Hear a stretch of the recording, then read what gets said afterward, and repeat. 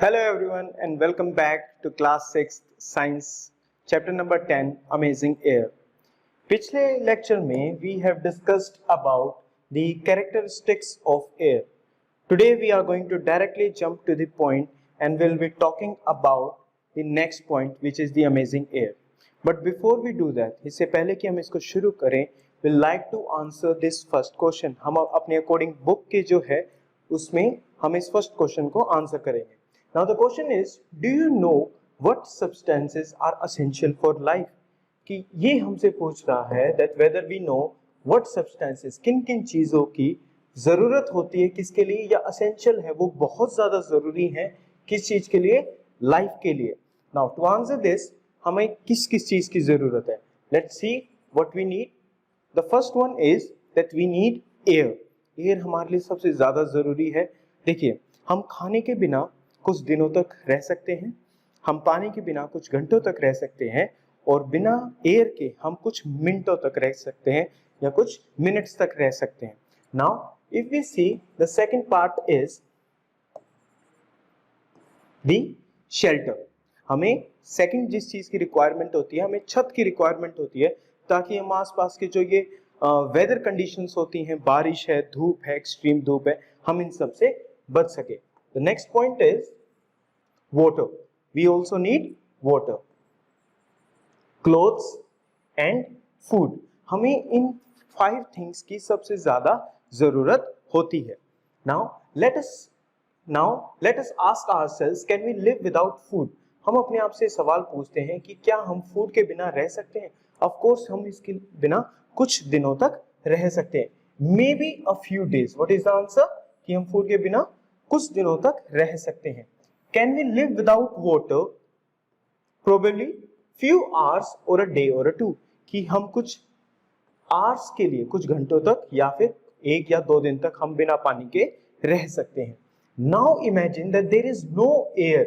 अभी इमेजिन करें कि हमारे पास एयर ही नहीं है जिससे हमें सांस आ सके, तो हम how long can we survive? हम कितना जी सकते हैं?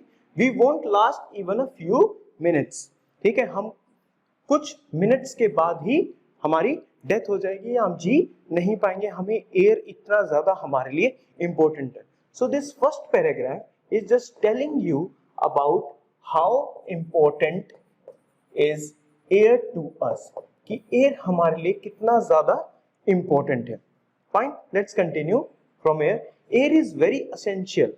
Very essential means it is very important और ये हमें इसकी ज्यादा रिक्वायरमेंट होती है. For the purpose of breathing, हमें एयर किस चीज के लिए जरूरत पड़ती है? To breathe. Inhale and exhale, this is known as breathing. We can't live without breathing. हम ब्रीदिंग के बिना नहीं रह सकते. That means air is the most important substance necessary for life. अगर इन सभी सब्सटेंसेस में, जो हमें ये 5 सब्सटेंसेस यहाँ पर दिए गए हैं, इन सब में अगर सबसे एसेंशियल की बात करें कि सबसे ज्यादा जरूरी कौन सा है, तो हमें पता चलेगा that air is the most important. Now हम बात भी, हमारा चैप्टर भी इसी के रिगार्डिंग है, amazing air. Interestingly, it is not possible to see air with naked eyes, it can only be felt. Now what is this thing with air? हमने पिछले लेक्चर में डिस्कस किया था that we can't see air. हम air को नहीं देख सकते, but we can feel it. जब हम सांस लेते हैं तो हम फील कर सकते हैं कि हम एयर हमारे आसपास है. All living organisms require air for breathing.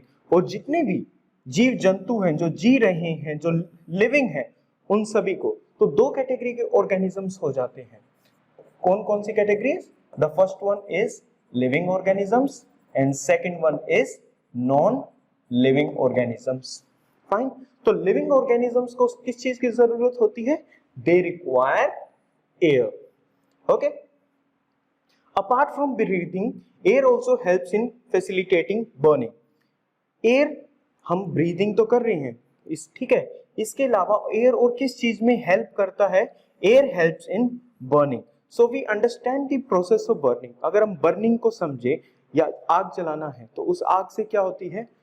See, if you can see here, it is that this is air which is required. और हमें कुछ वुड है, इसको जलाना है, तो इसको जलाने के लिए the most important part is that we require air, तभी ये जल सकती है। ठीक है, तो एयर की मदद से बर्निंग होती है। एयर की मदद से क्या होती है? बर्निंग, या कोई चीज जलती है। और जब कोई चीज ऐसे जलती है या वो बर्न होती है या उसमें फायर होती है तो उससे हमें मिलती है हीट, और ये हीट हमारे लिए बहुत ज्यादा जरूरी होती है। Got this concept? बर्निंग में किस चीज की रिक्वायरमेंट है? बर्निंग में जरूरत है एयर की। और हमें कोई चीज बर्न क्यों करनी है? ताकि हमें उससे हीट मिल सके, और ये इस हीट का हम अलग अलग जगहों पर यूज करते हैं। We use heat in cooking, हम खाना बनाते समय यूज करते हैं। जब ज्यादा सर्दी हो जाती है, कोल की फैक्ट्रीज में, जो कोयले की जो फैक्ट्रीज होती हैं, वहां पर कोयले को जलाया जाता है ताकि उससे हीट बन सके। Fine. So air also helps in facilitating burning. तो एयर किस चीज में हेल्प करता है? बर्निंग में हेल्प करता है। Wood, charcoal, kerosene, cooking gas etcetera burn in the presence of air to produce heat. तो जो वुड है, ठीक है, चारकोल है, केरोसिन है, कुकिंग गैस है, जो एलपीजी आपके सिलेंडर्स होते हैं आपके घर में, उसमें कुकिंग गैस होती है, इन सभी को बर्न किया जाता है। और ये बर्न क्यों हो पाते हैं? Because there is air present around them. Air की मदद से ही ये आग जलती है, और उस आग से क्या होता है? इट प्रोड्यूसेस हीट, और इसकी वजह से जो गर्मी मिलती है, जो हीट मिलती है, उसका हम यूज करते हैं। Heat is a form of energy. तो जिस हीट की हम यहां पर बात कर रहे हैं, it is a form of energy. ठीक है, तो हम एनर्जी बना रहे हैं, और उस एनर्जी का यूज हम करते हैं अपनी अलग अलग एक्टिविटीज के अंदर। Which is required for all essential activities. जितनी भी हमारी जरूरतमंद की एक्टिविटीज हैं जो हम करते हैं, उन सभी में किस चीज की रिक्वायरमेंट है? एनर्जी की। एनर्जी कहां से आती है? बर्निंग से। और बर्निंग कैसे हो पा रही है? एयर की मदद से। तो हम समझ गए कि that air is important to us. ठीक है, like cooking of food, running of vehicles. हमारी जो गाड़ियां हैं वो कैसे चलती हैं? वो पेट्रोल, डीजल, इन सब से चलती है। वहां पर एयर की प्रेजेंस होती है। एयर प्रेजेंट है तो वो बर्न हो पाता है, और बर्न हो पाता है तो हमारी गाड़ियां चलती हैं। Air is not present everywhere. अब अर्थ पे तो प्रेजेंट है, but air is not present everywhere in the universe. क्या पूरे यूनिवर्स में हर प्लेनेट पर एयर है? अगर हर प्लेनेट पर एयर होता तो हम वहां भी रह सकते थे, ह्यूमंस होने चाहिए थे। लेकिन हमारे पूरे यूनिवर्स में, सन इंक्लूडिंग द 8 प्लैनेट्स, इसमें सिर्फ ऑक्सीजन किसके पास है? We earth is having oxygen, और या फिर एयर, और इसकी वजह से हम यहाँ रह सकते हैं। It is only our planet which is gifted with this amazing substance. और कौन सा अमेजिंग सब्सटेंस हमें गिफ्ट किया गया है? It is the air. So we can see how much air is important to us. Fine. So let's proceed. Now, अगर आपको याद होगा, we discussed earlier कि जब हम इस चैप्टर को पढ़ेंगे तो हमें एटमॉस्फेयर के बारे में भी पता चलेगा। तो चलिए अब उसकी बारी आ गई है। Now it's the turn of atmosphere. तो सबसे पहले हम जो देखेंगे, हम किसी भी कंसेप्ट को समझने से पहले जो उस कंसेप्ट का जो नाम होता है, हम उस नाम को समझते हैं। अब देखिए, एटमॉस्फेयर जो है, we'll take a next slide again. Atmosphere. Fine. Atmosphere. Now this atmosphere term, ये जो atmosphere जो word है, ये दो टर्म से बना है। The first one आप ये मान के चल सकते हैं, it is atmos, and second one is sphere. तो जैसे हिंदी भाषा है, इंग्लिश भाषा है, ऐसे ही ग्रीक भाषा थी पहले वाले टाइम में, और ग्रीक भाषा से जो वर्ड आया था वो आया था एटमॉस एंड स्फेयर। तो स्फेयर हम समझते हैं, स्फेयर होता है कोई भी बॉल टाइप, या फिर स्फेयर जो हम एक 3D सर्कल होता है। ठीक है, एक बॉल को हम स्फेयर बोल सकते हैं। एटमॉस इज द वर्ड जिसका मीनिंग होता है वेपर। क्या मीनिंग होता है? वेपर। वाटर वेपर सुना है, जो भाप होती है। अब इन्होंने जो ये वर्ड वेपर यूज किया था, इसका मीनिंग ही बेसिकली क्या था? एयर से संबंधित था, ये एयर से रिलेटेड था। तो अब हमें पता है एटमॉस्फेयर का इट मींस एयर का जो स्फेयर है, एयर का जो गोला बना हुआ है, उसको क्या बोलेंगे? Atmosphere. The thick layer of air surrounding the earth is known as atmosphere. तो फर्स्ट हमें इसकी डेफिनेशन मिल चुकी है, थिक लेयर। तो दो टाइप की लेयर्स हो सकती है, one is thin and second one is thick. तो थिन क्या हो गया? थिन हो गया पतला एंड थिक हो गया मोटा। तो thick layer of air, air ये हमारी अर्थ है, यहां पर हम रह रहे हैं और इसके ऐसे चारों तरफ क्या है? एयर की एक ब्लैंकेट है। उस ब्लैंकेट को हम क्या बोलते हैं? एटमॉस्फेयर। एटमॉस्फेयर दो वर्ड से बना हुआ है, एटमॉस एंड स्फेयर। एटमॉस का मीनिंग क्या होता है? वेपर यानी कि एयर, और स्फेयर का मतलब होता है a ball kind of structure. The atmosphere extends only up to 320 kilometers above the surface of Earth. कितना किलोमीटर्स? 320। इसलिए इसको थिक कहा गया है। इसलिए इसको क्या कहा गया है? थिक बोला गया है, क्योंकि ये 320 किलोमीटर। नाउ हम इसको इमेजिनेशन में देखते हैं इस पॉइंट पे। This is the surface of the earth, ये हमारा सरफेस ऑफ अर्थ है, और इस सरफेस पे ये मान के चलिए that we are living on this surface। अब इस सरफेस से 320 किलोमीटर्स ऊपर तक, how many किलोमीटर्स?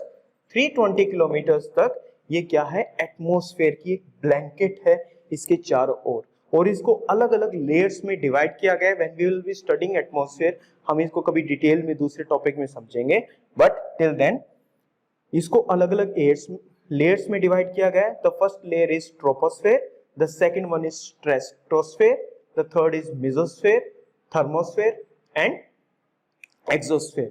फाइन। तो अब हम देख सकते हैं कि किस लेयर में क्या क्या काम चल रहा है। ऐसा नहीं कि प्लेन यहां पर पहुंच जाएगा, वहां पर रॉकेट्स होते हैं, प्लेन इस लेयर में होते हैं, जो बादल और जो ये सब होता है ट्रोपोस्फेयर में होता है। So we know something about our atmosphere now, कि जो एटमॉस्फेयर है उसकी डेफिनेशन, कि ये थिक लेयर है जो अर्थ को सराउंड कर रही है, फर्स्ट पॉइंट। सेकंड पॉइंट, अर्थ के सरफेस से ये कितनी ऊंचाई तक फैला हुआ है?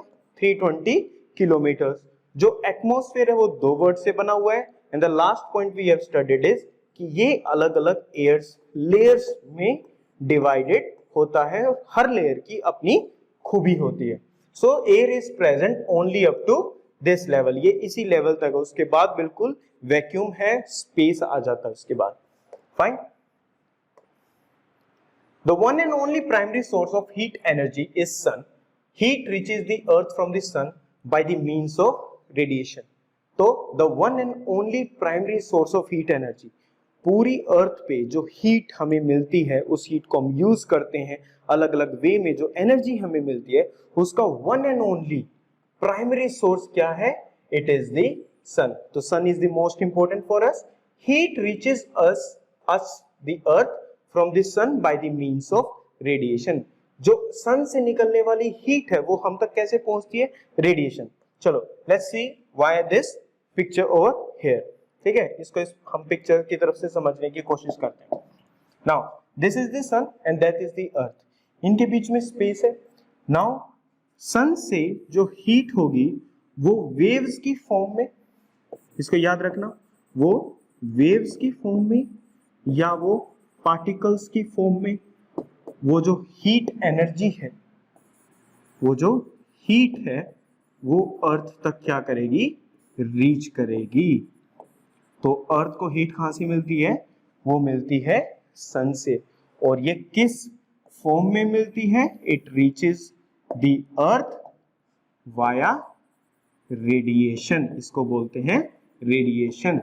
ठीक है, तो स्पेस में सन से निकलने वाली जो हीट है ये अर्थ तक किस वे में पहुंच रही है?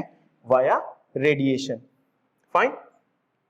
It is evident that around 50 degree Celsius of temperature is naturally unbearable. Unbearable means जो सहन ना किया जा सके। ठीक है, तो जब हमारे यहाँ पे अब जून का टाइम होने वाला है, अब इस जून के मंथ में कितनी ज्यादा हीट बढ़ जाती है हमारी कंट्री में, एज इन इंडिया। तो हम ये देख सकते हैं कि 50 डिग्री सेल्सियस भी कितना ज्यादा अनबियरेबल है, हम उसको सहन नहीं कर पाते हैं और ये काफी मुश्किल होता है। That means only a minute amount of solar radiation reaches the earth. Now अब सन इतना बड़ा है, सन के पास इतनी ज्यादा एनर्जी है, वो अपनी एनर्जी को अर्थ की तरफ ऐसे भेज रहा है। ठीक है, अब लेकिन इतनी सारी एनर्जी अर्थ की तरफ आ रही है, लेकिन अर्थ का टेम्परेचर सिर्फ 50 डिग्री सेल्सियस ही पहुंच पाता है। इट मींस जो ये कंप्लीट एनर्जी है ये अर्थ के सरफेस तक नहीं पहुंच पाती। A part of solar radiation, पूरी सोलर रेडिएशन नहीं, सिर्फ उसका कुछ part constitutes highly energetic and harmful radiation known as ultraviolet radiation. अब अगर आपको याद हो, we have discussed this before also, कि जो अर्थ की जो रेडिएशन जा रही है ये सारी की सारी अर्थ के लिए यूजफुल नहीं है। इस रेडिएशन के अंदर, इस एनर्जी के अंदर कुछ हार्मफुल एनर्जी भी है। तो जो ब्लू कलर के एरोज है, दीज आर हार्मफुल एनर्जी, और इसको हम बोलते हैं यूवी रेज। इसको हम क्या बोलते हैं? Ultraviolet rays. और अल्ट्रावायलेट रेज अर्थ के लिए अच्छी नहीं है, it is not good for our earth. तो पूरे सोलर रेडिएशन का कुछ पार्ट, पूरी सोलर रेडिएशन का कुछ पार्ट क्या है? It is harmful. So we can say that UV rays they are harmful. UV rays are harmful, कि ये हमारे लिए ठीक नहीं है। नोन एज, इनको हम क्या बोलेंगे? अल्ट्रावायलेट। तो आप देख रहे हो U and V, ultraviolet radiation. Atmosphere absorbs this radiation and prevents it from reaching the earth surface. Now हमारा एटमॉस्फेयर जो है वो कितना अच्छा है, वो इस बात से पता चलता है कि अर्थ के आसपास अब ये क्या है, अभी हमने बात की थी, this is the thick layer of atmosphere. अब ये अर्थ के इस तरफ भी है, ठीक है, तो ये अर्थ के चारों तरफ ये क्या हो गया? It is atmosphere. अब ये एटमॉस्फेयर क्या करता है? ये जो अच्छी वाली लाइट है उसको अंदर एंट्री दे देता है, और जो यूवी रेज है, जो हमारे लिए हार्मफुल रेज है, उनको रिफ्लेक्ट बैक कर देता है, उनको अर्थ में एंट्री नहीं देता है। तो हमारा जो एटमॉस्फेयर है वो इन यूवी रेज से हमको प्रोटेक्ट करता है, क्योंकि ये यूवी रेज कहीं ना कहीं इसमें जाके एब्सॉर्ब हो जाती हैं, रिफ्लेक्ट बैक हो जाती हैं। That means atmosphere protects us from the harmful rays of the sun। और इससे ये बात पता चलती है कि जो एटमॉस्फेयर है वो हमें हार्मफुल यूवी रेडिएशन से क्या करता है? प्रोटेक्ट करता है। अब अगर एटमॉस्फेयर ना हो तो क्या होगा? अगर हम इसमें देखें that if there is no atmosphere around the earth, तो क्या होगा? इन दैट केस ये यूवी रेज अर्थ तक पहुंच जाएंगी और अर्थ पे जो लाइफ है वो खत्म हो जाएगी। तो अब पता चल गया कि एटमॉस्फेयर कितना ज्यादा इंपॉर्टेंट हमारे लिए। Fine. Only a part of the solar radiation reaches the earth during the day and hence moderate temperature is maintained on the earth. Moderate का मीनिंग होता है, मॉडरेट मींस मीडियम। मॉडरेट का क्या meaning होता है? It means medium. तो अर्थ की कुछ जो सन है उसका कुछ पार्ट एनर्जी ही अर्थ तक पहुंचता है, और ये एनर्जी अर्थ को थोड़ा सा गर्म रखती है, वरना अर्थ एक कोल्ड प्लेनेट बन जाएगा बाकियों की तरह, और उस पे लाइफ नहीं हो पाएगी। नाउ द पॉइंट इज कि ये काम तो सब कब चल रहा है? दिन के टाइम पे ये काम चल रहा है कि अर्थ को गर्म रखा जाता है, ओके टेम्परेचर में रखा जाता है। But if the entire heat is radiated back from the earth, now एक दूसरा फैक्ट जो आपको समझने की जरूरत है, it is, let's first clear the UV rays. Fine. Now again we will bring the atmosphere, क्योंकि अर्थ के पास अभी भी एटमॉस्फेयर है। अब हमारा एटमॉस्फेयर वापस आ चुका है। नाउ अब जो ये रेडिएशन है ये अर्थ तक जा रही है और अर्थ पे इसका यूज हो रहा है, ठीक है, और अर्थ का टेम्परेचर मेंटेन किया जाता है। लेकिन अर्थ फिर क्या करती है? ये रेज यहाँ पर जाने के बाद अर्थ पे जब इसका यूज, जो भी यूज हो जाता है, इट इज रिफ्लेक्टेड बैक। तो अगर दिन में जैसे अर्थ के पास रेडिएशन आई और शाम तक अगर वो वापस रिफ्लेक्ट बैक हो गई, तो अर्थ का टेम्परेचर वापस से गिर जाएगा, और गिर गया, अगर टेम्परेचर गिर जाता है तो काफी ठंड हो जाएगी, तो लाइफ नहीं रह पाएगी। तो इसके लिए क्या सॉल्यूशन है? The earth would get extremely cold at night। अगर ये जो एंटायर हीट जो अर्थ के पास आई है, अगर वो वापस री रेडिएटेड होगी, ठीक है ना, री रेडिएटेड, इट मींस अगर वो वापस आ गई तो अर्थ क्या हो जाएगा? Extremely cold. In that case living beings can not survive and there would be no life on earth. अगर ऐसा हुआ कि सुबह अर्थ की सन से रेज आती हैं, अर्थ का टेम्परेचर ठीक रहता है और शाम को ये रिफ्लेक्ट बैक होके वापस चली जाती है री रेडिएटेड बैक, तो अर्थ वापस से ठंडी हो जाएगी।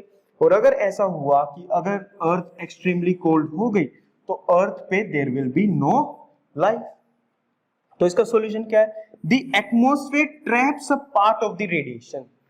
फाइन, तो ये क्या बता रहा है कि जो ये एटमॉस्फेयर है ये क्या करता है, ये वापस जाने वाली हीट को ट्रैप कर लेता है, थोड़ी सी हीट को, ठीक है, थोड़ी सी हीट को ट्रैप कर लेता है और कुछ हीट को वापस जाने देता है। और जो ये ट्रैप्ड हीट है, जो ये इसने हीट रोक ली, अब ये हीट अर्थ को रात को भी या नाइट के टाइम पे वार्म रखने में इसकी हेल्प करता है। Adding to this, during night also some heat energy is retained in the Earth's atmosphere, कि शाम के समय या रात के समय during night जो heat energy है it is retained, वो कायम रखी जाती है किसके द्वारा? Earth atmosphere. Therefore, some moderate temperatures are maintained. These moderate temperatures make the survival of life possible on Earth. तो ठीक है, हमें दिन के टाइम पे हीट एनर्जी मिल गई, उससे हमारी सारी एक्टिविटीज होगी। एयर की मदद से हमने क्या किया? एयर की मदद से हमें जो एटमॉस्फेयर है वो मिला, और इस एटमॉस्फेयर की जो हमारे यूजफुल बेनिफिट्स हैं दे आर प्रेजेंट हेयर, कि वो हमें हार्मफुल रेडिएशन से बचाता है, वो दिन में हमको हीट एनर्जी प्रोवाइड करता है, और यही एटमॉस्फेयर शाम को या रात को जो ये एनर्जी बैक जा रही है इसको ट्रैप कर लेता है और अर्थ को शाम को भी वार्म रखता है, या जो रात का जो समय है उसमें भी अर्थ थोड़ी सी वार्म रहती है। So this was from this part we will be doing the next part जो हमारा होगा, we will be going through the composition of air। अभी तक हमने एयर की इंपॉर्टेंस को पढ़ लिया, एटमॉस्फेयर के बारे में सीख लिया।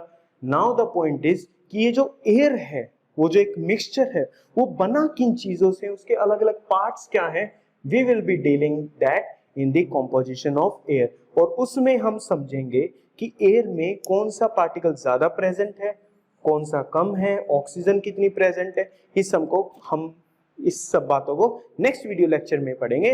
तब तक keep smiling and keep learning and stay happy and stay safe. Thank you so much.